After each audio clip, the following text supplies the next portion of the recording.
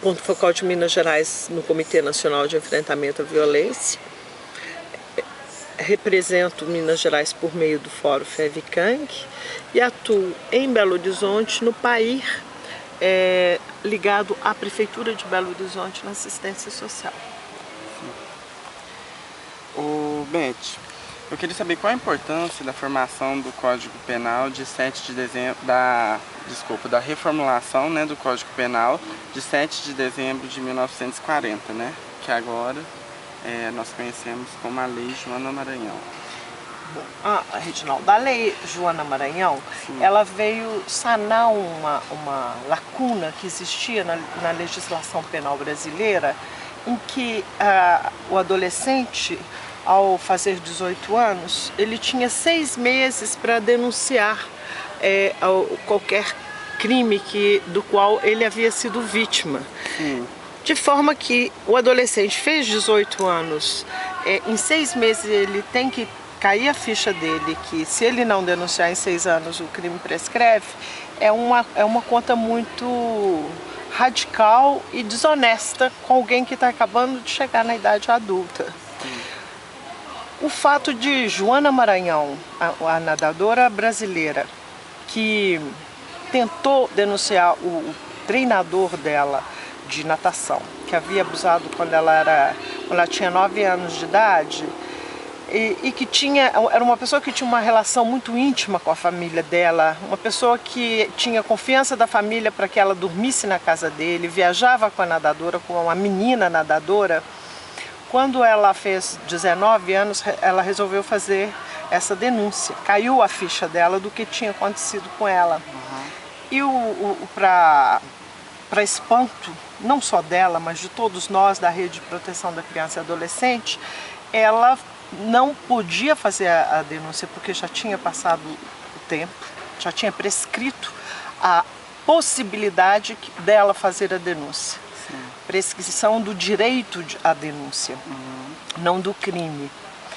E ela vira, nesse caso, ré, porque o treinador dela, como ela não pôde denunciá-lo, acusou-a de difamação pública, porque ela tornou público os fatos. Então o que acontece? Uma pessoa, por exemplo, como a Xuxa, que faz uma denúncia anos depois, né? Ela fala que até 13 anos, hoje ela tem 49. Portanto, esse crime já prescreveu. Os autores, os algozes dela não tem mais como serem responsabilizados do ponto de vista penal.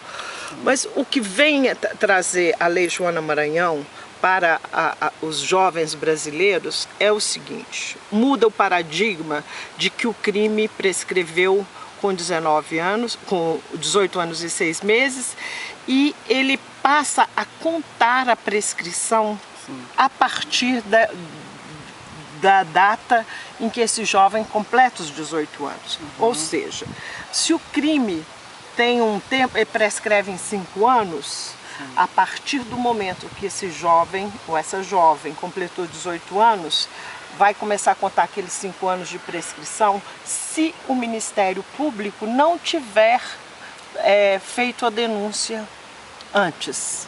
Percebe?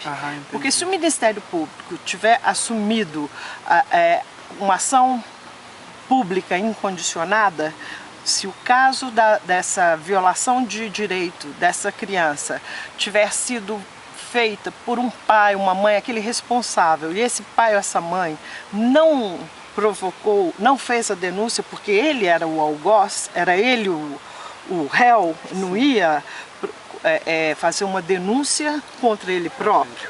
Nesse caso, com a mudança no Código Penal brasileiro que aconteceu em 2009, tornou-se uma ação pública incondicionada, ou seja, crimes cometidos contra criança e adolescente desde agosto de 2009 são de ação pública incondicionada, ou seja, o Ministério Público pode abrir ação civil. Não precisa mais de pai, mãe ou responsável levar a criança para fazer essa denúncia. Mas se o Ministério Público não ficou sabendo, e provavelmente o algoz, o abusador, quem cometeu esse crime contra essa criança foi um responsável, aquele que tinha o dever de proteção. e não fez essa denúncia também, então quando essa criança completar 18 anos é que vai começar a prescrever o crime. Se o crime aconteceu quando ela tinha 1 ano de idade, esse tempo todo até ela fazer os 18, ou seja, 17 anos, não conta a prescrição.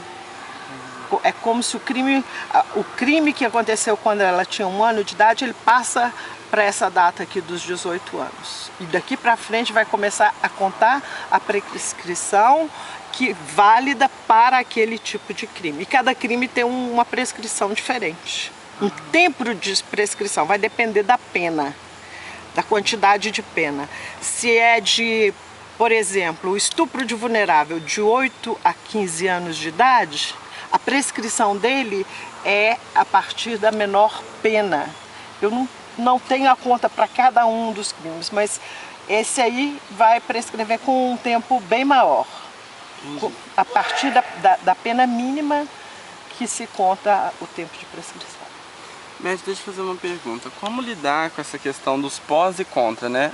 Porque quando você fala, até você comentou com a gente na sua palestra ontem, quando você está denunciando, você tem os pós e contras, né? Porque, igual teve o caso da Xuxa, muita mídia utiliza para denegrir a própria imagem, né? Faz chacota e tudo mais. Como lidar com essa situação?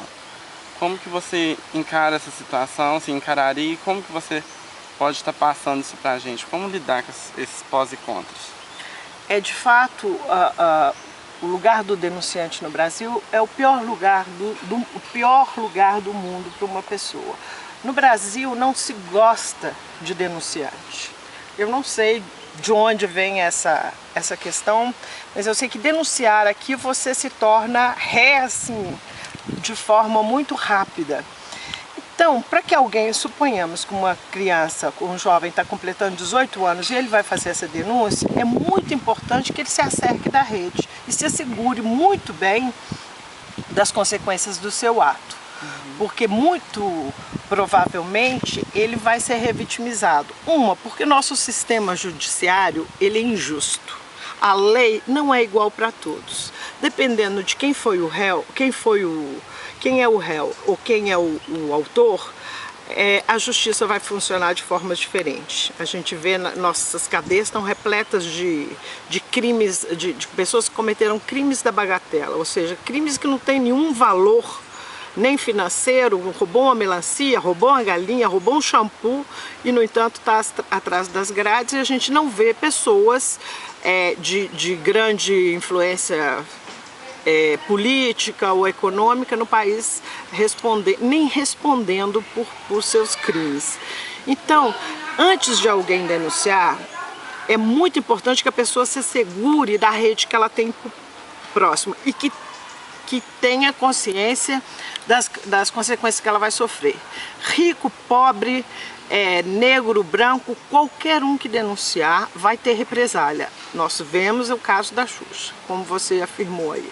Como a gente vê as redes sociais assim atacando a Xuxa, dizendo que ela não tem o direito de fazer essa denúncia porque ela também participou de um filme pornográfico. Isso não retira nem um pouco o direito da pessoa de dizer do que passou com ela, mesmo porque 60% das pessoas vítimas tendem a reproduzir aquilo que passou com ela, porque esta é a referência que ela tem de afeto e de contato.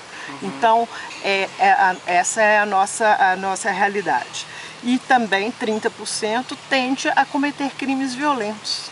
Se ela não fala, se ela não tem oportunidade de colocar para fora aquilo que aconteceu com ela.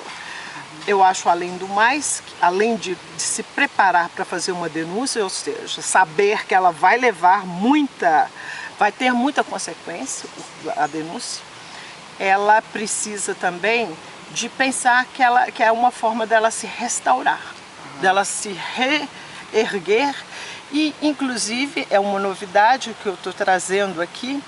Eu acho que o Brasil tem que fazer uma legislação para que essas vítimas sejam indenizadas, assim como acontece nos Estados Unidos. A qualquer tempo, as vítimas hoje dos padres pedófilos da Igreja Católica estão sendo ressarcidas financeiramente. Pessoas hoje com 50, 70 anos entraram na justiça contra a Igreja Católica e o Vaticano está tendo que pagar altas somas. A Igreja de Chicago quebrou. Então é importante, além do ressarcimento moral, físico, o ressarcimento financeiro, que a gente ainda não tem essa legislação, mas acredito que temos que trabalhar nesse sentido. Ok. Quais os benefícios podemos perceber para combater o abuso e exploração sexual de crianças e adolescentes com o decreto da nova lei da Joana Machado? Joana Maranhão. Maranhão, desculpa, Joana Maranhão.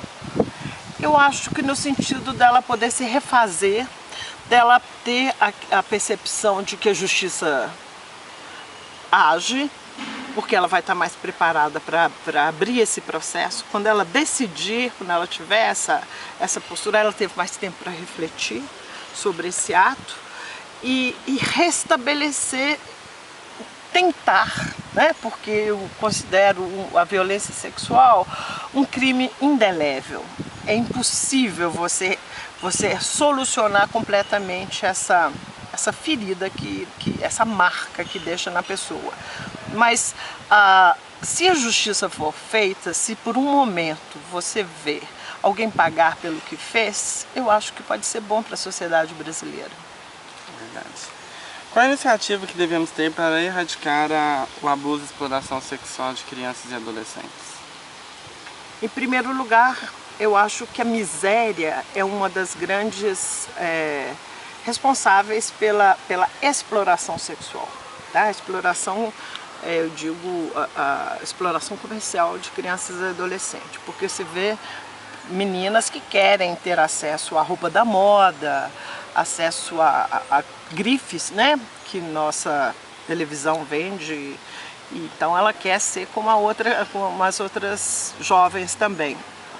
Então eu acho que, em primeiro lugar, é nós sanarmos a questão da pobreza, da extrema pobreza, e que essas jovens não precisem de se prostituir, de vender seu corpo para obter aquilo que elas desejam. Ser igual, vestir igual a qualquer outra criança. Eu acho que é um primeiro ponto.